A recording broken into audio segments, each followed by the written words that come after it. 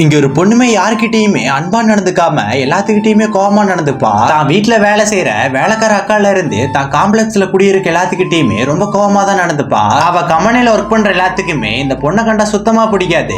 ஏன்னா அவளுக்கு கீழே ஒர்க் பண்ற ஒரு லேடி தன்னோட பொண்ணோட கல்யாணத்துக்காக 2 லட்சம் ரூபாய் பணம் கேட்டிருப்பாங்க. ஆனா அதுக்கு அவ்வளோலாம் பணம் இல்லை அப்படின்னு சொல்லிட்டு வெறும் 2000 ரூபாய் மட்டும் அவங்களோட கையில கொடுத்து அமுச்சு விடுவா. இந்த பொண்ணுக்கு காதல தினத்தன்னைக்கு ப்ரொபோஸ் பண்ண வந்தவன கூட விரட்டி அமுச்சு விட்டுருவா. சோ இப்படியே இந்த பொண்ணுமே எல்லாத்துக்கிட்டயுமே ரொம்ப கடினமா நடந்துக்க ஆரம்பிப்பா. அப்படி இருக்க ஒரு நாள் இந்த பொண்ணுமே ரொம்ப பெயினா இருக்கு அப்படின்னு சொல்லிட்டு ஹாஸ்பிட்டலுக்கு போவா. அப்ப டாக்டருமே இந்த பொண்ணுக்கு பெயின் அதிகமா இருக்கனால ஸ்கேன் எடுத்து பாக்குறாங்க. ஸ்கேனோட ரிசல்ட்ல இந்த பொண்ணுக்கு கேன்சர் இருக்கு அப்படின்ட்டு வருது.